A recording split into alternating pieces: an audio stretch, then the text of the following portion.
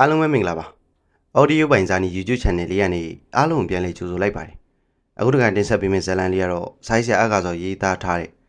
စုံဒီဥပါဒာနဲ့စတုထမြောက်ဆောင်းလျှောက်သူအတွင်းကားရဲ့စာစဉ်ကိုဝေဖြစ်ပါတယ်ဇာတ်လမ်းလေးမစတင်ခင်မှာလည်း Channel လေးကို Like and Subscribe နဲ့ဗီဒီယိုလေးကိုလည်းလက်မလေးနှိပ်ခဲ့ပြီးအားလုံးကိုတောင်းဆိုပါရစေကဲဒါဆိုစလိုက်ကြစို့ဗျာဘာတောင်းတဲ့ကျုပ်တို့နဲ့သူ့ကိုသိန်းတန်စီကိုသွားဖို့ပြေးနေပါရောဗျာကျုပ်လေတညာလုံးတမိတ်မှမအေးရသေးလို့တဝဝနဲ့တန်းနေမိပြီဗျဘာတောင်းကျုပ်ကိုတစ်ချက်ကြည့်လိုက်ပြီးတော့ကျုပ်လည်းပင်ကိုလက်နဲ့ထိမလို့လှုပ်လိုက်တယ်ကျုပ်လည်းအနောက်ကိုနည်းနည်းဆုပ်ဆောင်လိုက်တာပေါ့ဗျာဘာတောင်းကျုပ်ကိုကြည့်ရင်နဲ့ငါမင်းကိုဘာမှမလုပ်ပါဘူးကွာမင်းရဲ့ကျမ်းမာခြင်းတွေကိုစမ်းကြည့်မလို့ပါဒီတော့မှကျုပ်လည်းလေပင်ကိုထိုးပေးလိုက်တယ်ဘာတောင်းကျုပ်လည်းပင်ကိုတေချာကန်ကြည့်ပြီးတော့လေစလုတ်ကိုလက်နဲ့အထက်အောင်ပုတ်နေပါရောဗျအကျုပ်တော်မှရလာတယ်ဗျခဏကြာတော့မှဘာတောင်းခေါင်းတစ်ဆက်ဆက်ငြိရင်မင်းအတော့အားနေနေရပဲကွာမင်းကိုအားပြေစီတိုက်မှရမယ်အားပြေစီတယ်လားကျုပ်ရေရွတ်လိုက်မိတယ်ဘာတောင်းကအိမ်ရှိတိုင်တစ်ခုမှတွဲလောင်းချိတ်ထားတဲ့ဖီချန်ငပြောသီးစီကိုသွားပြီးတော့ဖီချန်ငပြောသီးတစ်လုံးကိုဖြုတ်လိုက်တယ်ဗျငပြောသီးကလည်းတော်တော်ထွားတာပဲဗျတစ်လုံးကိုတထွားတော့မကောက်ဘူးဗျနောက်တော့ငပြောသီးကိုလက်ဝါးတစ်ဖက်တည်းထည့်ပြီးတော့သူ့အိမ်ရှိမှန်ပြီးတော့ပူလေးပေါ်တင်ထားတဲ့ဖန်ပလင်းကြီးကစိမ့်နီမုံတွေကိုဖြူးလိုက်ပါရောဗျပြီးတော့ငပြောသီးကိုအဲ့ဒီစိမ့်နီမုံတွေနဲ့ပုတ်တန်နေတယ်ငပြောသီးကအခွန်တော့မခွာသေးဘူးဗျနောက်တော့ကျုပ်စီကိုအဲ့ဒီငပြောသီးကိုလှမ်းပေးလိုက်တယ်ကျုပ်လည်းငပြောသီးကိုယူလိုက်ပြီးတော့ဘာတောင်းကိုကြည့်နေမိတော့ဗောဗျာဘာတောင်းကျုပ်ကိုမျက်မှောင်ကျုပ်ကြည့်ရင်ဟာငပြောသီးလက်ထက်ရောက်လာတော့မှငါ့ကိုကြည့်နေရလားကွာဘာလဲငါအဲ့ဒီငပြောသီးကိုခွာပေးအောင်မလားကျုပ်လည်းခေါင်းခါလိုက်ပြီးတော့မဟုတ်ပါဘူးဗျာကျုပ်ကအညာသားဆိုတော့ရှင်းရှင်းပဲပြောမယ်ဗျာခုနကငပြောသီးကိုဘာလုပ်လိုက်တာလဲခမရဘာလုပ်ထားမှမသိရငပြောသီးကိုကျုပ်မစားဝင်ဘူးဗျဒီခါဘာတောင်းရေမွိုင်းနဲ့ပြောပါမယ်ကွာအဲ့ဒီငပြောသီးကိုတက်ဆောင်အားစီတစ်မျိုးနဲ့ပုတ်လိုက်တာကွာ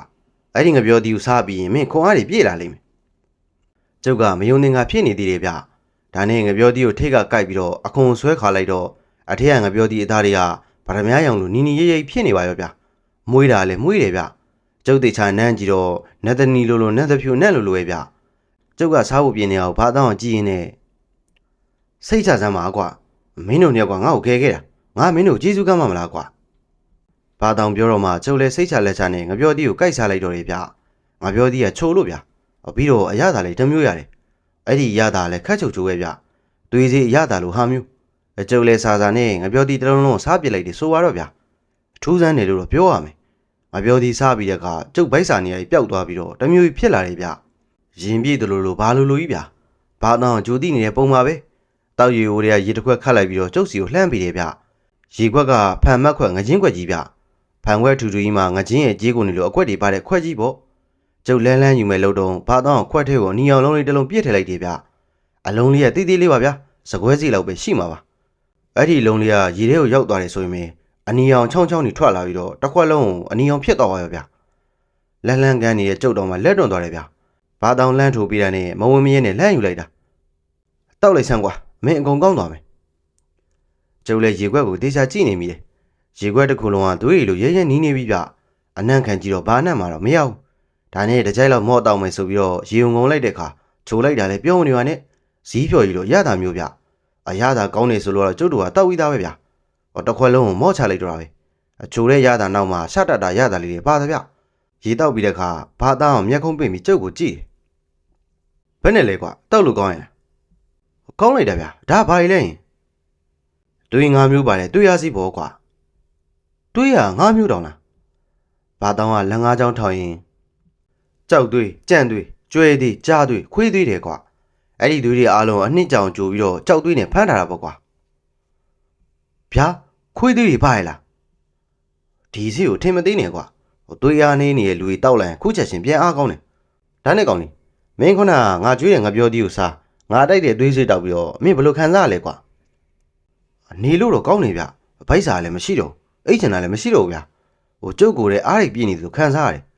3-4ရက်လောက်နားယူလိုက်ပြီးတော့အားရှိသွားတယ်ပုံစံမျိုးပဲဗျဘာတောင်းကတဟင်းနဲ့ရေတော့တယ်ဗျပြီးတော့ကွင်းရီတစ်လုံးရှေ့မှာချပြီးတော့ကွန်းရံနေတယ်ဗျဥပဒါဘာတောင်းကိုကြည့်နေရနဲ့ဘာတောင်းကွင်းလေးကိုထိုးပေးလိုက်ပြီးကွန်သမားကွန်မစားရလေဒုက္ခတစ်မျိုးပဲဗျကဲစားဗျာစားတာစားဥပဒါလည်းကွန်းရွက်3ရက်ကိုထပ်လိုက်ပြီးတော့ထုံးနေတုပ်ပြီးဆေးတွေထက်စမုံစပားတွေဖြူပြီးအားရပါရဝါနေပါရောဗျာဒါနဲ့ ကိုဘာတောင်းဆေးတွေပါဖော်တတ်တာလားဘာတောင်းခေါင်းငိန်လိုက်ပြီးတော့အဲ့ဒီလိုမျိုးရေတစ်ခွက်ကိုဥပဒါရှိမှချပေးလိုက်တယ်နောက်တော့သူလည်းခုံမဝင်ထိုင်ရင်ဒီလိုကွာငါတို့ကကိုဝေရှင်မျိုးရိုးမို့လားငါဖေဦးထိုက်တိုင်ကြီးကတာသွင်းအောင်စလုံးပညာတွေပေးခဲ့အဲ့ဒီထဲမှာအကြီးဆုံးကိုကြီးကိုတန်းတန်တိုက်နဲ့ပတ်သက်တဲ့လမ်းကိုလိုက်သွားတယ်တိုက်စီကဖြစ်သွားတယ်ပေါ့ကွာအကိုလည်းကိုသိန်းနန်ကြတော့တိုက်တူးတဲ့ခါလေတူးတယ်ကော်ဝေဖမ်းတဲ့ခါလေဖမ်းတယ်ငါတော့တိုက်လမ်းကိုမလိုက်ဖဲနဲ့ကိုဝေရှင်လမ်းကိုပဲတီးတန်လိုက်တယ်ကွာဟိုတခါတော့ငါအကိုကြီးတူးလာတဲ့တိုက်ထဲကတိုက်စာတွေအများကြီးရလာတယ်ကွာအဲ့ဒီတိုက်စာတွေထဲမှာဆေးချမ်းတစ်ခုလည်းပါလာတယ်အဲ့ဒီဆေးချမ်းတွေအတိုင်းငါလည်းဆေးတွေလိုက်ဖော်ပြီးတော့ဒီလိုပဲတက်နိုင်သလောက်လူတွေကိုကူညီပေးရဆိုရတော့ကွာဒါဆိုရင်ကျုပ်တခုမေးချင်လို့ပါကိုဝေရှင်တွေကလူကောင်းနေလားလူဆိုးတွေလားဗျကြုံမိလိုက်တော့ဘာတောင်းကြီးရဲဗျဒါဆိုရင်ငါမင်းကိုတခုမေးမယ်တော့ကောင်းလေမင်းရောလူကောင်းလားလူဆိုးလားကွာကျုပ်တွေးသွားမိရဲ့ဗျပြန်ဖြေဖို့တောင်မနဲ့စဉ်းစားနေရတယ်ကျုပ်ကိုယ်တိုင်တော့လူကောင်းလို့ထင်တာပဲဗျလူတန်းကတော့ကိုလို့တာကောင်းတယ်ပဲထင်တာပဲကွာငါမေးမယ်မင်းကြောင့်မကောင်းတဲ့ဖြစ်သွားရလို့မရှိဘူးလားကွာကျုပ်သေးချာပြန်စဉ်းစားပြီးတော့ခေါင်းညင်မိလိုက်တယ်ဗျမင်းကကောင်းတာလုပ်တယ်ဆိုပေမဲ့မင်းကြောင့်ထိခိုက်သွားတဲ့လူတွေကမင်းကိုကောင်းတယ်လို့မြင်မှမလားကွာဘယ်မြင်မလဲဗျကျုပ်ကိုဆိုးတယ်လို့မြင်ကြမှာပေါ့ဗျအေးပေါ့ကွာဒါကြောင့်ကောင်းတယ်ဆိုးတယ်ဆိုတာသူများတွေပြောတဲ့အလုပ်ကွာလူတန်းကတော့ကိုလို့တာကောင်းတယ်ထင်တာပဲဒါကြောင့်လူတွေကိုကောင်းတယ်ဆိုးတယ်ဆိုပြီးလိုက်မိနေလို့ရမလားကွာကျုပ်လည်းခေါင်းညင်လိုက်ပြီးတော့ထောက်ခံမိလိုက်တယ်ဥပဒါထပြီးတော့ကဝေးရှင်နေဆိုတာလွတ်လပ်တယ်ကွာဒါပေမဲ့တချင်ကတော့ကဝေးရှင်တွေကအုပ်အသင်းနဲ့နေရလို့ကြားဘူးတယ်အသင်းပြက်ပြီးတဲ့ခါကျတော့အစုဝေးမရှိတော့ဘဲနဲ့တယောက်ကောင်းမှကြံနေခဲ့တာပေါ့ကွာအဟုတ်တယ်ဥသားတယ်ခမရပြောတာမှန်တယ်ဒီတော့ကောင်းလားမကောင်းလားတော့သူတို့လောက်ရပေါ့မူတည်တာပေါ့ကွာဘာပဲပြောပြောအခုကျုပ်တို့ကကောင်းတာလုပ်နေရဆိုတော့ခမရကျုပ်တို့နဲ့ပေါင်းပြီးကောင်းတော်ပြီပေါ့ဗျာကျုပ်ထပြောလိုက်တော့ဘာတောင်ရောဥပဒါရီးကြတယ်ဗျဥပဒါကျုပ်ကိုလက်ညှိုးထိုးပြီးအလက်ကောင်မင်းကတော့လူတယောက်ကိုလူကောင်းဖြစ်အောင်လုပ်တာသိမြန်တာပဲတော့ကွာနော်ကိုနဲ့ပေါင်းရင်လူကောင်းကိုနဲ့မကောင်းရင်လူဆိုးပေါ့ကွာဟုတ်လားကျုပ်တို့ရေမောနေတော့ခြံဝနေခေါ်တန်ကြားလိုက်ရဲ့ဗျငါတော့ဟဲ့ကောင်ငါတော့ဘာတောင်းကထိုင်နေရနေထလိုက်ပြီးတော့ကြည့်လိုက်တယ်ဗျအသက်60လောက်လူကြီးတယောက်ကခြံတကောက်တွန်းဖွင့်ပြီးတော့ဝင်လာတယ်ဒီလူကြီးကကရုံးပြောင်ပြောင်ကြီးနဲ့ဗျတိုက်ပုံနီညိုရောင်းကြီးနဲ့ဝတ်ထားသေးရဲ့ဗျဟာအကူကြီးကိုတန်းပါလားဒီလူကြီးကလမ်းကိုထောနဲ့နဲ့ရှောက်လာတယ်ဗျအိမ်မော်လန့်တက်လာပြီးဖက်နဲ့အချွတ်ရောက်မှခွေကင်းနဲ့လဲကျသွားတယ်ပြီးတော့ဗဇက်ကလည်းချောင်းနေတဟိုးနဲ့စိုးနေပြီးတော့အမြုပ်တွေလည်းထွက်ကြလာတယ်ဗျဘာတောင်းဒီလူကြီးကိုပြေးတွေ့လိုက်ပြီးတော့အကူကြီးဘာဖြစ်လာလဲဗျငါမရတော့ငါတောင်းကြီးကျုပ်လည်းမနေနိုင်တာနဲ့ဒီလူကြီးကိုပြေးတွေ့လိုက်တယ်ဘာတောင်းနဲ့ကျုံနဲ့သူ့ကိုတယောက်တစ်ဖက်စီဆွဲပြီးတော့အိမ်ရှိခန်းကိုဆွဲတင်လိုက်တယ်ဒီလူကြီးကဆန့်ဆန်ကြီးပါလာတယ်ဗျစိတ်မရှိပါနဲ့အကိုကြီးဘာဖြစ်လာလဲဗျငါစိန်တော့ပါသွားပြီကွပြောရင်ချောင်းနေဆိုးပြန်มาရောဗျဘာတောင်းပြတလဲနဲ့ထရလိုက်ပြီးတော့ရေတစ်ခွက်ကိုခတ်ယူတယ်ဗျပြီးတော့ဆေးမုံနေဆေးလုံးတွေကိုရေထဲထည့်နေပါရောဗျနောက်ဆုံးတော့သူ့လိတ်ထဲကပလင်းလေးတစ်လုံးနှိုက်လိုက်တယ်ဗျပလင်းလေးကပိန်သေးသေးလေးဗျလက်တဆုပ်စားလောက်ပဲရှိမယ်ထင်ပါတယ်အဲ့ဒီအထဲမှာလေခန့်ညုံအမုံလေးတွေပါသေးတယ်ဗျကျုပ်ကိုရေခွက်ကင်ထားပြီးတော့ခေါနာပလင်းလေးကအမုံတွေကိုရေထဲထည့်လိုက်တယ်ဗျရေထဲရောက်တော့ရေခွက်ထည့်ရရေတွေအကုန်လုံးကရွှေရောင်တွေဖြစ်ကုန်တယ်ဗျအကူကြီးမသေးဘူးအကူကြီးမသေးပါဘူးဗျဟောတာအသက်ကရွှေပြပဲဗျဘာတောင်းကဦးတန်းတန်ရဲ့ခေါင်းကိုအသာထောင်ပေးတာမလို့ကျုပ်လည်းခွက်ထည့်ရရေတွေကိုတိုက်တာပေါ့ဗျဦးတန်းတန်ကရေတွေကိုငမ်းမြတောက်တယ်ဗျတောက်ပြီးတာနဲ့တိတ်မကြခင်မှာပဲရေတွေကဗဇက်ထည့်ရနေဖူးကနေပြန်ထွက်လာတယ်ဗျအကူကြီးဒါလေးတော့ဝင်အောင်တောက်ပါဦးဗျာငါတော့မင်းကငါပြောပြီးပြီပဲငါအချင်းနေငါသိတယ်ငါမရတော့ကွာညီလေးတခုတော့ကိုညီပါကွာငါရဲ့စိန်သွားလေးကိုပြန်ယူပေးပါဒီစိန်သွားကမကောင်းတဲ့လူတွေလက်ထက်ရောက်သွားလို့မဖြစ်ဘူးကွာဘာတွေမှဖြစ်တယ်လဲအကိုကြီးဟာဦးတန်းတန်တော်တော်မောနေတယ်ဗျငါတိုက်တူးမယ်ဆိုပြီးတော့အထက်ညာဘက်ကိုတက်သွားတယ်မဟုတ်လားကြောက်ပတောင်းရောက်တော့လူကြီးနံကနဲ့တွေ့တယ်ကွာအဲ့ဒီလူတွေကငါစီရဲ့စိန်သွားကိုယူသွားကြတယ်အကူကြီးတော့မနိုင်ဘူးလားဒီလူတွေကတော်တော်အဆင့်မြင့်တဲ့လူတွေကွာကျုပ်လည်းတေချာစဉ်းစားရင်းနဲ့ဘယ်ချိန်လောက်ကဖြစ်ခဲ့ရလဲဗျလွန်ခဲ့တဲ့တလလောက်ကဖြစ်ခဲ့တာကွာငါလည်းဒီလူတွေနောက်ကိုရေစုံလိုက်သေးတယ်မနေ့ကညတော့ငါစိန်သွားရှိတဲ့နေရာကိုတွေ့ခဲ့တယ်ကွာ ဟုတ်လားအဲ့ဒါဘယ်နေရလဲထောက်ကြံခြံချိတ်တစ်ခုထဲမှာကွာထောက်ကြံဆိုတဲ့စကားကြားလိုက်တော့ကျုပ်ရောဥပဒါမျက်လုံးပြူးသွားတယ်ငါခြံဝါလည်းရောက်တော့အဲ့ဒီတည်းကလူကြီးတယောက်ထွက်လာပြီးတော့ငါ့ကိုစော်ထည့်လိုက်တာပဲကွာငါလည်းမနဲ့အားတင်းပြီးတော့မိစီကြောင်ပြန်လာခဲ့တာပဲကျုပ်ကဦးတန်းတန်ကိုကြည့်ပြီးတော့အဲ့ဒီလူကြီးကဘလို့ပုံစံမျိုးလဲဗျာလူကပိန်ပိန်ပပပဲကွာနှစ်ဖူးကတော်တော်ကိုပြောင်းတာငါ့ကိုဆိုတော့သူ့နှစ်ဖူးမှာအမောက်ကြီးသုံးခုထွက်လာတယ်တစ်ခုကအစိမ်းရောင်နောက်တစ်ခုကဦးတန်းတန်ပြောရင်းနဲ့ချောင်းနေဆိုးနေတယ်ဗျာဒါနဲ့ပဲကျုပ်ကဆက်ပြောလိုက်ရတယ်တစ်ခုကရွှေရောင်တစ်ခုကအနီရောင်မို့လားဦးတန်းတန်ခေါင်းမယ်ငိမ့်ပြတယ်ဗျာကျုပ်လည်းဥပဒါကိုလှည့်ကြည့်လိုက်တော့ဥပဒါစိတ်ပြက်လက်ပြက်နဲ့အဲ့ဒါငါပဲကွာဘာတောင်းကတောက်တစ်ချက်ခောက်ပြီးတော့ဒီလူကိုကြုတ်ခုပဲတော့တတ်မယ်ဗျာဒီခါဦးတန်းတန်ဘာတောင်းရဲ့လက်ကိုဆွဲလိုက်ပြီးတော့မလုံးနဲ့ဘာတောင်းမင်းပညာငါ့တဲ့နှစ်ဆလောက်နှိမ့်နေငါလိုလူတောင်ဒီလူကြီးကတေအောင်လုံနေတာဆိုတော့မင်းကသူ့ရဲ့ပြိုင်ဖက်မဟုတ်ဘူးကွာဒါပေမဲ့ကိုကြီးကအကျုပ်တော့ဒီလူကိုတတ်မှကျင်းနေမယ်ငါပြောတော့နားထောင်စမ်းပါကွာတတ်တာမတတ်တာအသာထားစမ်းပါဒီလူတွေကငါ့ရဲ့စိန်သွားကိုယူပြီးတော့တခုခုကြံနေတာကွာသူတို့ကြံကိုငါစုံစမ်းရတဲ့လောက်ကတော့သူတို့ကချက်တင်းရတနာတိုက်ကိုဖောက်ကြမယ်ပုံမဲချက်တင်းရတနာတိုက်ဆိုတော့ဟုတ်တယ်ချက်တင်းတော်ကြီးလေရတနာတိုက်တစ်ခုပဲသူတို့ကဘာလို့ဖောက်ချင်တာလဲဗျာဒါတော့ငါမသိဘူးချက်တင်းတိုက်ဆိုတာဘလူးတိုက်တစ်ခုပဲတိတ်ကိုအန်ဟေများတဲ့တိုက်တစ်ခုပေါ့ဘလူးတိုက်ဆိုတာတဲ့ဘလူးတွေကိုမြေကြီးထဲမြုပ်ပြီးတော့လေးဘက်လေးတန်ကြောက်ဖြာချကာပြီးတော့အကျဉ်းချထားတဲ့နေရာတစ်ခုဆိုရင်လည်းမမားနိုင်ဘူးဒီချိန်ဥပဒါကြီးကလက်ခုပ်တီးပြီးတော့မတ်တက်ထရလိုက်တယ်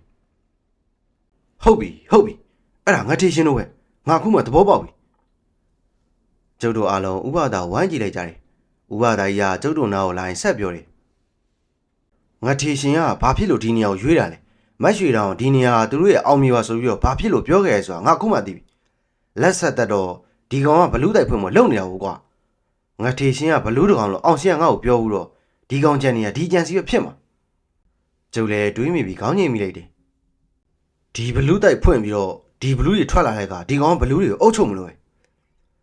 ဦးတန်းတန်မျက်လုံးကြီးပြူးပြီးတော့ဘလူးတိုက်မဖွင့်ခင်ငါစိန်တော့ပြန်ယူရမယ်ငါတော့ဒါပေမဲ့စိန်တော့သူတို့ကယူသွားပြီလေဗျာသူတို့ကလည်းပညာသိပ်ထက်တဲ့လူတွေဆိုဗျဦးတန်းတန်ခေါင်းခါရင်နဲ့စိန်တော့ခိုင်းလို့ရတဲ့မန်တန်ရှိဒီမန်တန်ကိုသူတို့မသိတော့ဘူးလာငါတော့ငါမင်းကိုအဲ့ဒီမန်တန်တင်ပေးမယ်ဘာတောင်ကသူ့နားကိုဦးတန်းတန်ကတ်လိုက်တဲ့အခါဦးတန်းတန်တခုပြောတယ်ဗျဘာတောင်လည်းတေချာလက်ရွတ်တယ်ရွတ်လိုက်ပြီးတော့ဦးတန်းတန်ဘက်ကိုလှည့်ကြည့်ရင်ဒါပဲလားကိုကြီးဘာတောင်ပြန်မိလိုက်တဲ့ချိန်မှာဦးတန်းတန်မျက်လုံးပြူးပြီးတော့ငြိမ်ကြနေပြီဗျဘာတောင်လည်းထိတ်လန့်သွားပြီးတော့ဦးတန်းတန်ကိုလှုပ်နေတယ်အကိုကြီးဦးတန်းတန်တော့တေတော့ပါပြီဗျပါဇက်ကြီးကိုဟာလို့ဗျအကိုကြီးဒီတိုင်းတေလို့မဖြစ်ဘူးအကိုကြီးတေလို့မဖြစ်ဘူးဗျ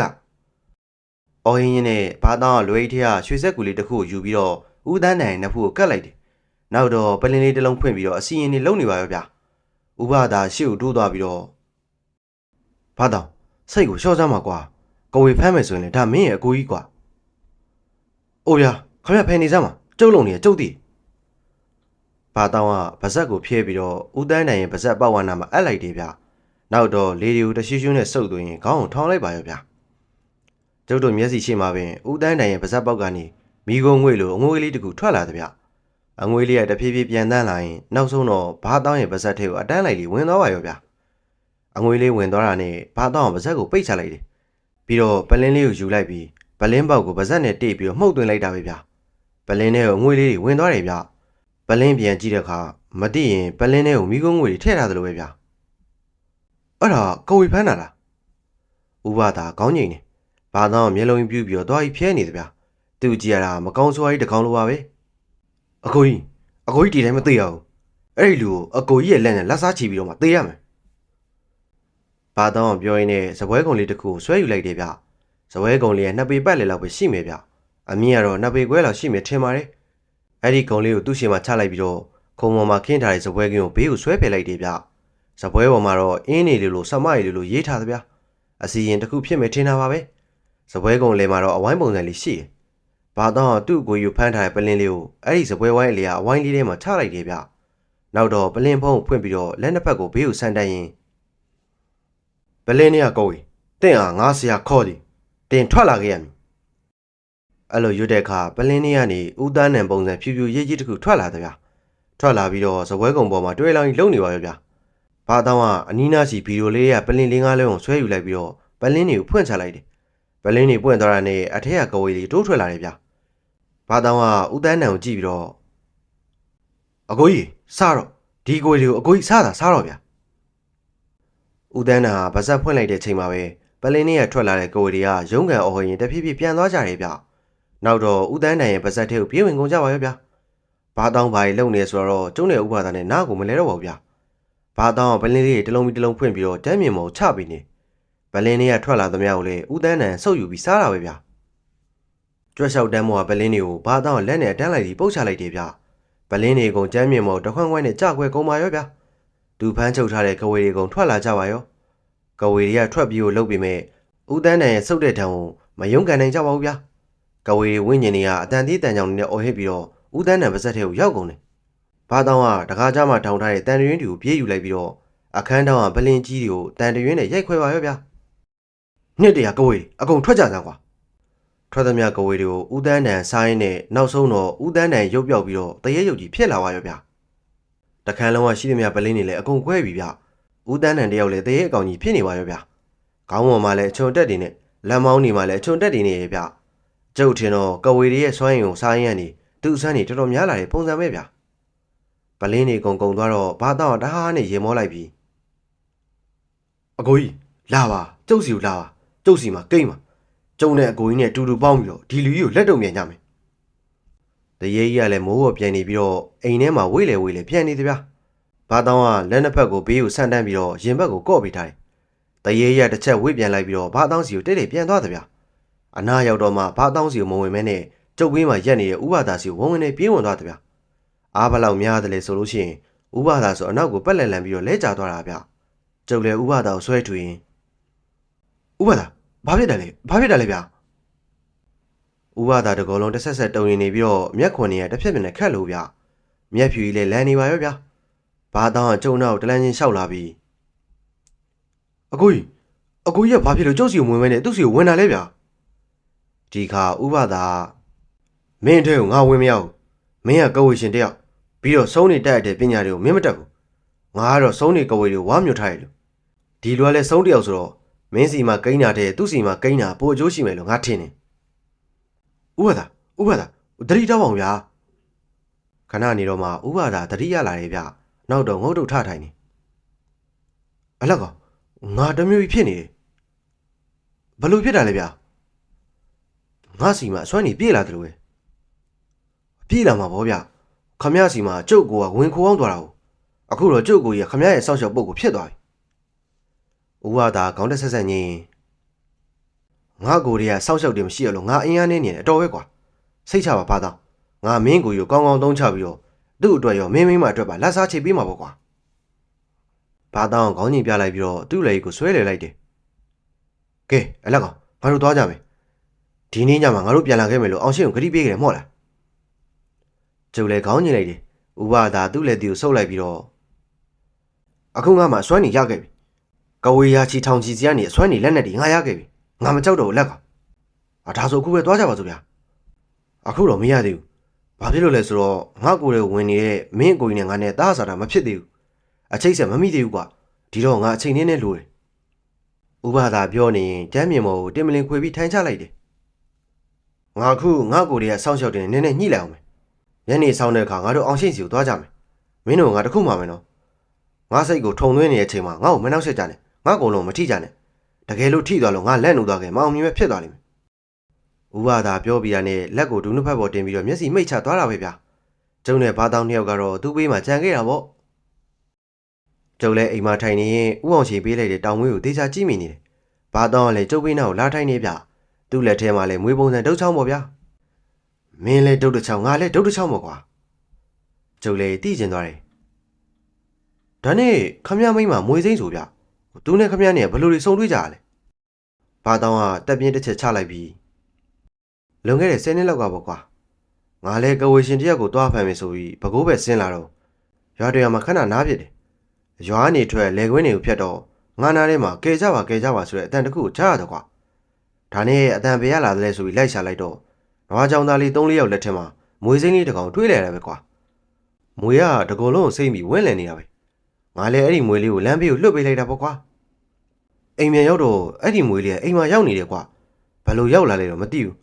နောက်တော့ငါအိတ်တဲ့ချိန်အိယာကိုတက်လာပြီးတော့မွေကမိန်းကလေးတယောက်ဖြစ်သွားတော့ကွာကျုပ်ဖြင့်ဘာတောင်ပြောတော့ကြည့်ပြီးစိတ်ကူးရင်နေမိတာပေါ့ဗျာ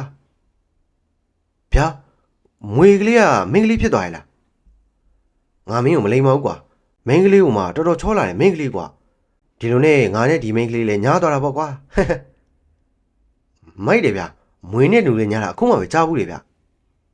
ညဘက်ကျတော့ तू ကလူဖြစ်သွားတယ်ကွာတိုင်းလေးလုံးတော့မွေဖြစ်နေပဲနေတာငါတို့အိတ်ခမ်းတွေကကြတဲ့အောင်မှာခွေနေတာဟိဒါနဲ့ तू လူဖြစ်တော့ငါလည်းမေးကြည့်ရတယ်ကွာပြောရရင်တော့ तू ကမွေတိုက်နှက်လို့နေရလာတာကွာနေကင်းဘက်ဆိုရင် तू ကတိုက်နှက်အောင်သွားရတယ်အဲ့ဒီချိန်ဆိုရင်တော့အခွေးလေးလေးကြံခဲ့တာပေါ့ကွာညဘက်ရောက်တော့မှဒီဘက်ကိုရောက်လာတာကွာ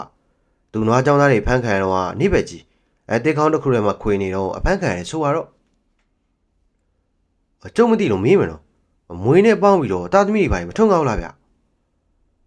ဒါတော့ငါလည်းမပြောတတ်ဘူးကွာအခုတည်းတော့တာသမီဆိုတာမရှိပါဘူးကွာငါမိန်းမလည်းငါကဝေဖမ်းတဲ့ကကူညီပါတယ်လူနဲ့ငါကိုင်းညွှန်းမိကျွန်းကိုင်းမိဆိုသလိုအမိတဟဲပြုတ်နေတယ်ဆိုတော့ကွာဘာတောင်ကပြောရင်သူ့လက်ထဲကမွေတောင်မွေးကိုကြည့်ပြီးမိန်းမကြီးမင်းမွေးတိုင်းနဲ့ကိုပြန်သွားပြီလားကွာငါပြောနေအောင်မင်းကြားရလားဘာတောင်မေးလိုက်ပေမဲ့မွေတောင်မွေးကတုတ်တော့မလုပ်ပါဘူးဗျဘာတောင်ပြောရေးဆိုရင်အိမ်ထဲဝင်သွားတယ်ဗျဘာလို့နဲ့အချင်းကညနေ3 နာရီလောက်ရောက်ခဲ့ပေါ့ကျုပ်ကဥပဒေကိုစောင့်မှမလို့အိမ်ရှိတက်စင်းသားမှာဆက်ထိုင်နေတာပေါ့ဒီချိန်ခြံတကားပွင့်ထွက်သွားပြီးတော့ခြံထဲကိုလူတွေဝင်လာကြတယ်ဗျမိန်းမနဲ့ယောက်ျားတစ်ယောက်ပဲဗျကျုပ်လည်းဒီလူတွေကိုကြည့်လိုက်ရင်ခမရတို့ကိုဘာတောင်လာရှာလားဒီလူတွေကကိုကြီးမြုပ်နေတဲ့မုံမစိုးညီကွက်နဲ့လူကြီးကခေါင်းခါပြီးတော့မဟုတ်ဘူးကွာမင်းစီကိုလာခဲ့တာအဲ့လိုပြောပြီးတော့သူကင်လာတဲ့အုံးစံကျိုးဝင်နဲ့ကျုပ်ကိုလှမ်းပစ်ပါရောဗျအုံးစံကျိုးက4-5 တောင်တော့ရှိမယ်ဗျသူ့လက်ကထွက်တဲ့အခါကျိုးကသူ့လိုခုံပေါက်နေပါရောဗ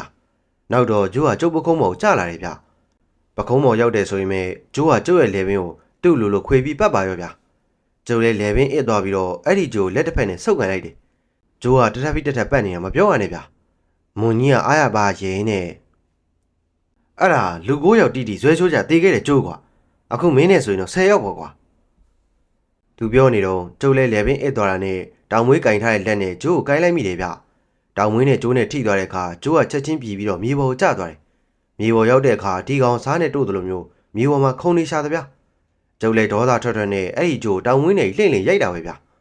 4-5 ချက်လောက်ရိုက်လိုက်ပြီးတဲ့အခါကျိုးကမလှုပ်တော့ဘဲနဲ့မြေကြီးပေါ်မှာငြိမ်သွားတော့တယ်ဗျမွန်ကြီးကကျုပ်ကိုမကြင်မနှံ့နဲ့ကြည့်ရင်မင်းလှုပ်တာငါကျိုးသေးပြီငါဆွဲချိုးလေးတေးချပြီကွာမွန်ကြီးကပြောရင်းနဲ့ရှေ့ကိုပြေးလာပါရောဗျဒီခါအိမ်ကြီးကနေဘာတောင်ထွက်လာတယ်ဗျဘာတောင်ကဒီလူတွေမြင်တော့လက်ထက်ကကြေးပြားလေးနဲ့လှမ်းပစ်တယ်ဗျ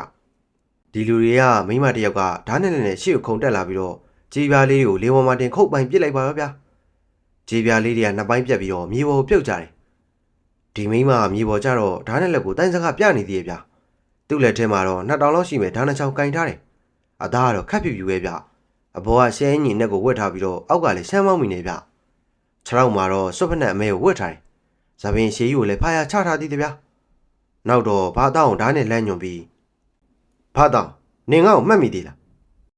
ဘာတောင်းအံ့ဩနေတဲ့ပုံစံပဲဗျကျုပ်ခမရောက်မသိဘူးဒီမိမကတစ်ချက်မဲလိုက်ပြီးအေးမော်လေးတစ်ခုတ်တဲ့ပစိန်ကကိုခုတ်တဲ့တစ်ပင်ကိုမှတ်မိဘူးဆိုပေမဲ့တရားပေါင်ခန်းတဲ့တစ်ပင်ကတော့ပစိန်ကိုမှတ်မိနေဆိုသလိုပေါ့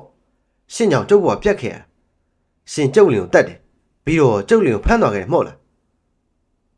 းအော်ငါမှတ်မိနင့်ယောက်ျားရွှေနှင်းစီရွာရှမ်းစရာမောင်ချုံမို့လားနင့်ယောက်ျားမကောင်းနိုင်လို့ငါအကြောင်းတရားဆုံးမပေးလိုက်တယ်အဲ့ဒါဘာဖြစ်လဲအခုကျုပ်ပြန်လာပြီကျုပ်လင်အတွက်ကျုပ်လက်စားချီကိုပြန်လာပြီရှမ်းပြည်ကို3 နှစ်တီပြန်ပြီးတော့အဆုံးသားမို့အောင်ခဲ့ပြီဘာတောင်းကမျက်နှာပြက်နေတယ်ဗျကျုပ်လည်းဘာတောင်းကိုကြည့်လိုက်ရင်ကိုမတောင်းခင်ဗျာတခုလုပ်လေဗျာကဝေရှင်ဆိုတာကဝေထောင်ချောက်ကိုအားကိုးရတာကွာဒါဖြင့်ကဝေထောင်ချောက်တွေထုတ်လေဗျာကဝေထောင်ချောက်ဆိုတာထောင်ချောက်ဆိုတဲ့အတိုင်းမလောက်ခင်ကလေးကကြိုးချထားမှရတာကွာ ငါလည်းမိသွားတာပါကွာအရင်ကဆိုငါချန်တဲ့ကိုစုံနေမဝင်ရဘူးကွာစုံနေငါချန်ကိုရှာမတွေ့အောင်လို့အစီရင်နေလောက်ထားတာမနေ့ကမင်းတို့ဝင်ခံကြီးတော့အစီရင်ကိုပြန်သိမ့်လိုက်မိတာနာတာပဲကွာဒါဆိုသူတို့ဘယ်လိုလုပ်မလဲဗျခမရပဲစုံနေကိုနိုင်နေဆိုအဆုံးတယောက်ဆိုရင်တော့ဟုတ်တော့ပေါ့ကွာပြီးတော့ငါမနိုင်ငါမိမကိုခေါ်လို့ရသေးတယ်အခုတော့ခေါ်မရတော့မော့လားရွှေနှင်းစီနန်းတီဝီရဲ့ဟိတေးပြီးတော့ကျုပ်တို့ပြောနေတော့ရှမ်းမာဓားစုံကင်ပြီးတော့ဘာတောင်ဝင်ခုတ်ပါရောဗျဘာတောင်လဲအနာမွေးတောင်မွေးကိုကောက်ပြီးတော့ပြန်ခုတ်ကမှာရောရှမ်းမာဓားတိုင်းတော့တိတ်ကျွမ်းနေဗျခုတ်ချက်တည်းကမြင်လိုက်တာပြောမနေပါနဲ့ဘာတောင်ခုတ်ခိုင်နေမဟန်တော့ဆိုတော့ကျုပ်သိတယ်ဒါနဲ့ကျုပ်လဲရှမ်းမာကိုတစ်ဖက်ကနေဝင်ပြီးတော့တောင်မွေးနဲ့ဝင်ရတော့ဗျနှစ်ယောက်တယောက်တော့မှရှမ်းမာအသာလေးပဲဗျအကျုပ်တို့မှာတူးသားချက်ကိုမနဲ့ခုတ်ခိုင်နေရတယ်ဗျဘာတောင်ကတချီမှာတော့သူ့အိတ်ထီကနေဖြူဖြူမုံနေထုတ်ပြီးပြစ်ထလိုက်တယ်ဗျရှမ်းမာမျက်နှာကိုဖြူဖြူမုံနေထိသွားတော့ရှမ်းမာနောက်ကိုဆုတ်သွားတယ်နင်တို့ဘာလုပ်နေကြလဲအားလုံးဝင်ကြအိမ်မော်တက်ပြီးအိမ်မော်ကောင်မကိုတက်ကြမိမတန်တန်ကိုကြားလိုက်ရတယ်ဗျဒီခါမွန်ကြီးကလည်းနောအောင်နှစ်ဖားကျိုးထိုးထားတဲ့ကျိုးတစ်ချောင်းကိုလွှဲရမ်းပြီးတော့အိမ်ရှိကိုတိုးလာတယ်ကျုပ်တို့တိုက်ခိုက်နေအောင်ရှောင်ပြီးတော့အိမ်မော်ပြေးတယ်ဖို့စူးစမ်းတယ်ဗျကျုပ်ကဘာသာကိုပြစ်ထားခဲ့ပြီးတော့လှေကားစီကိုပြေးလာလိုက်တယ်ဒီလူကြီးကကျုပ်ကိုကျိုးနဲ့လွှဲလွှဲရိုက်တာပဲဗျကျိုးတန်ဝှေနေပဲဗျကျုပ်လည်းသူ့ကျိုးကိုတောင်ဝင်းနဲ့ခံလိုက်တယ်ကျိုးကတောင်ဝင်းမှာပတ်သွားတယ်ဗျဒီလူကြီးကကျိုးကိုလက်နှစ်ဖက်အားကုန်သုံးပြီးဆွဲပါရောဗျကျုပ်လည်းတောင်ဝင်းကိုလက်နှစ်ဖက်နဲ့ပြန်ကင်ပြီးဆွဲရတယ်ဗျဒီချိန်ပိန်ပိန်ပါပါမိမတယောက်ကမြေရှို့ဆုံးနေဟိအဲ့လိုတစ်ချက်អော်ပြီးတော့မြေကြီးတဲ့ကိုရေထဲတိုင်ပင်ထိုးချသလိုထိုးချလိုက်တယ်ဗျမြေကြီးတူကတူဝင်သွားတဲ့အခါရေတွေလိုပါပဲဗျနောက်တော့မြေကြီးကတဘောဘက်နဲ့ပွဲရင်းနဲ့အိမ်အောက်ကိုဝင်ချသွားတယ်ဗျကျုပ်လည်းဥပဒါကိုကာကွယ်ရမှာမလို့လက်ထက်ကတောင်မွေးကိုဇုံလွတ်လိုက်တော့တယ်တောင်မွေးကိုမွန်ကြီးကဆွဲနေရဆိုတော့ကျုပ်လွတ်လိုက်တဲ့အခါတောင်မွေးကသူ့စီပြန်ထွက်သွားပြီးတော့သူ့နှစ်ဖူးပြောင်ပြောင်ကြီးကိုတောင်ကနေရိုက်မိပါရောဗျမွန်ကြီးကအနောက်ကိုခြေဆယ်လန်းလောက်လွင့်ထွက်သွားပြီးတော့မြေကြီးပေါ်မှာစင်းစင်းလဲကျသွားတော့တယ်ကျုပ်လည်းအိမ်မော်အမြန်ပြေးတက်လိုက်တာပေါ့အိမ်ချမ်းပြင်ကဆွက်ခနဲ့ပေါက်သွားပြီးတော့ခေါနာမြေရှိုးဆုံးမှာအိမ်မော်ရောက်လာတယ်ဗျဥပဒါကိုလက်နဲ့ပုံမယ်ဆိုပြီးလုံနေတာနဲ့ကျုပ်ကအနားကိုကြည့်လိုက်ပြီးတော့အနားမှာရှိတဲ့ပလင်းခွဲတစ်ခုနဲ့လှမ်းပေါက်ထည့်လိုက်ပါရောဗျအဲ့ဒီပလင်းတွေကခေါနာဖားတောင်းရိုက်ခွဲထားတဲ့ပလင်းတွေဗျစုံးကသူ့စီပြန်လာတဲ့ပလင်းခွဲတွေကိုလက်ညှိုးနဲ့ထိုးလိုက်တော့ပလင်းခွဲကစိတ်စိတ်မော်မှာဖြစ်ပြီးတော့ဒဲမုံလေးလိုဖြစ်သွားတယ်ဗျကျုံနာနယံကပ်ဗီဒီယိုလေးတစ်ခုထဲမှာလည်းပလင်းတွေစီးလို့ဗျဒီပလင်းတွေကတော့ကဝေပလင်းတွေမဟုတ်တော့ဘူးဗျကဝေပလင်းဆိုရင်ဘာတောင်းကရိုက်ခွဲမှာပေါ့ဗျပလင်းတွေကအရွယ်ဆုံးပဲဗျစာရီရေးပြီးပတ်ထားသေးတယ်ကျုပ်ကပလင်းညိုလေးနှလုံးကောက်ပြီးတော့ပြစ်ထည့်လိုက်တာပေါ့ဗျစုံးမလည်းပလင်းနှလုံးကိုလက်ညှိုးနှစ်ဖက်နဲ့ပင်ညာထိုးလိုက်တော့ပလင်းတွေကတဲမုံဖြစ်သွားပါရောဗျဒါနဲ့ကျန်တဲ့ပလင်းတွေကိုတစ်ခုပြီးတစ်ခုကောက်ပေါက်နေမိတယ်ဗျနန်းစီလိုရေးထားတဲ့ပလင်းတွေမက်လင်ချင်းပယုတ်လိုရေးထားတဲ့ပလင်းတွေစုံပါပဲဗျနောက်တော့ပလင်းဖြူလေးတစ်လုံးနဲ့ကောက်ပေါက်ထည့်လိုက်ပါရောဗျဒီပလင်းကနောက်ဆုံးပလင်းပဲဗျစုံးမဒီပလင်းကိုသူ့ရှေ့ရောက်တဲ့ကပြစ်ခွဲလိုက်ပါရောပြည့်ုံလေနင်းပလင်းကုန်ပြီမို့လားစုံးမပြောရင်ကျုပ်ကိုလက်ညှိုးနဲ့ဖမ်းထိုးတယ်ပလင်းတွေအလှည့်ပြီးတော့ဒီတကနင့်လက်နင့်ကိုလည်းပလင်းတွေကိုအမောက်လုပ်ပြတယ်လို့အမောက်ကြိတ်ပြမယ်ကျုပ်တော်တော်လန့်သွားတယ်ဗျကျုပ်ကဘာပညာမှမတက်တာပဲဗျစုံးမကျုပ်ကိုလက်ညှိုးထိုးထားရင်မျက်နှာကြီးရှုံမိလာတယ်ဗျသူ့လက်ညှိုးကလည်းတွန့်သွားပြီးတော့နောက်လက်တစ်ဖက်နဲ့ပခုံးတွေကိုကုတ်ပါရောဗျနောက်တော့မျက်နှာလေးလဲပင်းတွေကိုလက်နှစ်ဖက်နဲ့ကိုအားရပါရကုတ်ဖဲတော့တာပါပဲဘာဖြစ်တယ်လဲဘာဖြစ်သွားလဲအမလီရားလိုက်တာကျုပ်လည်းဘာဖြစ်သွားမှန်းကိုမသိလိုက်တာပဲဗျဘာတော့ရှမ်းမနဲ့တိုက်ခိုက်ရင်တက်ချီရောက်တော့ရှမ်းမခုတ်တဲ့ဓာတ်ကိုသူ့ရဲ့မွေတောင်မွေးနဲ့ကာထဲလိုက်တော့မွေတောင်မွေးကမွေတကောင်လိုမျိုးဓာတ်ကိုရစ်ပတ်သွားတယ်ဗျပြီးတော့မွေမျက်လုံးတွေကစိမ့်စိမ့်ဖက်ဖက်ကြီးဝင်းလည်လာပြီးတော့မွေပါဇက်ထဲကနေအစိမ်းအောင်ကြီးရှုကနေပန်းထွက်လာတယ်ဗျအကြီးတွေကရှမ်းမမျက်နှာကိုထိသွားတယ်နဲ့ရှမ်းမဓာတ်ကိုလွတ်ချလိုက်ပြီးတော့မျက်နှာကိုလက်နဲ့ပုတ်တော့တာပဲဗျပွရင်နဲ့ရှမ်းမမျက်နှာအသားတွေကတဖြည်းဖြည်းရီပြောကျလာတော့တာပါပဲမွေရပတ်လိုက်တဲ့စိတ်တွေကအဆစ်တွေဖြစ်မယ်ဗျဘာတောင်းကသူဘာဖြစ်သွားမှလဲတိပုံမရပဲနဲ့တောင်မွေးဝယ်ငေးကြည့်နေပြီ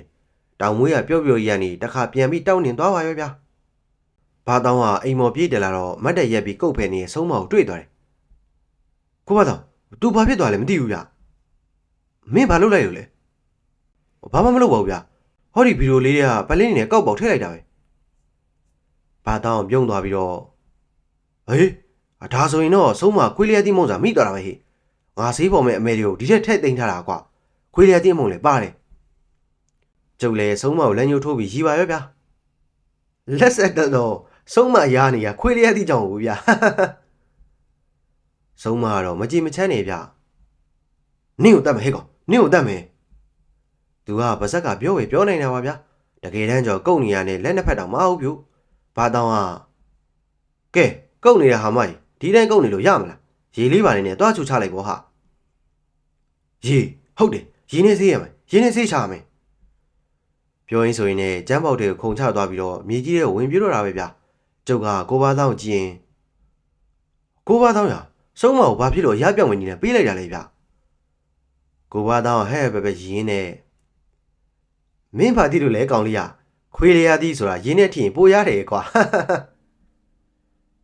သူရီတော့မှကျုပ်လေးလိုက်ရီမိတယ်ဗျာကျုပ်တို့ရီနေတော့မိမတယောက်ကခြံထဲကိုဝင်လာတယ်လက်ထဲမှာလည်းဂလိပိုက်လို့ဗျဟဲ့ကောင်ထွက်လာခဲ့တယ်နင်းနဲ့ကနေစီးရင်ရှင်းမယ်ကျုပ်တို့ထွက်ကြည့်လိုက်တော့ညအတွေ့ခဲ့မိလိုက်ဖြစ်နေတယ်ဗျာမိလိုက်လက်ထဲမှာလည်းဂလိအနီးတုပ်လေးကိုကိုင်းလို့ဗျဟာမိလိုက်မလားကိုပါလားခမရမိလိုက်ကိုနိုင်နေမလားဒီချိန်မိလိုက်ကအနီးတုပ်လေးကိုလက်နှစ်ဖက်နဲ့ကိုင်းပြီးတော့ကျုပ်တို့ဘက်ကိုမျက်နှာပေးလိုက်တယ်နောက်တော့ဂလိကိုကြည့်ရင်ကဲတားလေးတားဆွမ်းတီးအောင်ဒီကောင်လေးကိုပြလိုက်စမ်းမအောင်ကွာကလေးကပါဇက်ကြီးပြဲပြီးထွက်သွားတယ်ဗျနောက်တော့မျက်လုံးတွေလည်းအဝါရောင်ကြီးလင်းလာတယ်ပါဇက်ထဲမှာလည်းအဝါရောင်တွေလင်းလာပြီးတော့အလင်းလိုင်းတစ်ခုထွက်လာပါရောဗျရှောင်းဟေးဘာတောင်းကပြောလိုက်ပြီးတော့ကျုပ်ကိုစောင့်တုံထည့်လိုက်တယ်ကျုပ်တို့ကအိမ်တက်ဆင်းလေကားနားမှာရက်နေရဆိုတော့လေကောင်းကနေပြုတ်ကြတာပေါ့ဗျဘာတောင်းလည်းပြုတ်ကြတယ်လေကား3တစ်ဆိုပေမဲ့နင်းနေတော့မြင့်တယ်ဗျအလင်းတိုင်းရကျုပ်တို့မထီပဲနဲ့အိမ်ကိုဖောက်ဝင်သွားတယ်ဗျကျုပ်တို့ရက်နေတဲ့နေရာကနေဟိုးအိမ်နောက်ဖက်တီကိုသကောဝိုင်းလောက်ကျဲတဲ့အပေါက်ကြီးတစ်ခုဖြစ်သွားတယ်ဗျအပေါက်ကြီးကနေလည်းမီးခိုးတွေထွက်နေသေးတယ်ထိလိုက်လို့မတွေးဝင်စရာပဲဗျကဝေသားပိုင်မိလိုက်ဆိုတာငါပဲဒီနေ့ကနင်တို့တည်ရမယ်နေပဲဟိကလေးပါဇက်ကနေအဝါလုံးကြီးတစ်လုံးထွက်လာတယ်ဗျဘာတောင်းကလည်းလှင်လို့ပေါ့ဗျဘေးကိုတခါလေဂျုံတို့ထည့်လိုက်တာဗျဘုံကနေတိုင်နဲ့တူခေါနာကြခဲ့တဲ့နေရာမှာဒါလောက်နဲ့တည်းကြီးကြီးဖြစ်သွားပါရောဗျကျုံမိလိုက်ဘက်ကိုကြည့်လိုက်တဲ့ချိန်မှာကျုပ်စီကိုအဝါလုံးကြီးပြန်လာတယ်ဗျမြင်လိုက်တာလည်းပြောနေရတယ်ဗျကျုပ်ကခေါနာလေကားပေါ်ကြထားတာဆိုတော့ကုန်းကွက်ဝါကြီးဗျကျုပ်ဖြင့်ဒီလုံးကိုရှောင်းနိုင်မယ်မထင်ပါဘူးဗျအလုံးကြီးကကျုပ်မျက်နှာကတ်လာတဲ့ချိန်မှာသူ့လိုရက်သွားတယ်ဗျ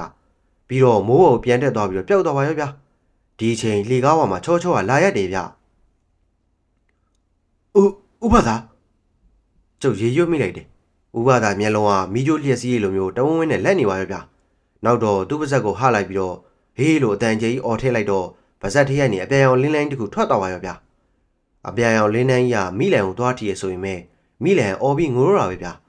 ငိုနေရင်းနဲ့သူ့မျက်လုံးတွေပါဇက်တွေကအပြန်အောင်လင်းနေလင်းလာတယ်ဗျဟိုးနဲ့တစ်ချက်ပောက်ကွဲထွက်ပြီးတဲ့အခါမိလန်ရောသူ့သားရောအဆနာမှာပျောက်သွားတယ်ဗျရေမုံရေမွားလေးတွေလိုအမုံလေးတွေကမိုးပေါ်ပြန်တက်နေပါရောဒီလိုနဲ့ကဝေသားပိုင်မိလန်တယောက်ဥပဒါလက်ချက်မိပြီးတော့ကြွတော့တာအမုံတော်မကြံခဲ့ပါဘူးဗျကျုပ်လည်းတော်တော်လက်နေမိတယ်ဗျဥပဒါမျက်လုံးတွေကအကုန်းငွေတွေထွက်နေတော့ပေါ့ဗျ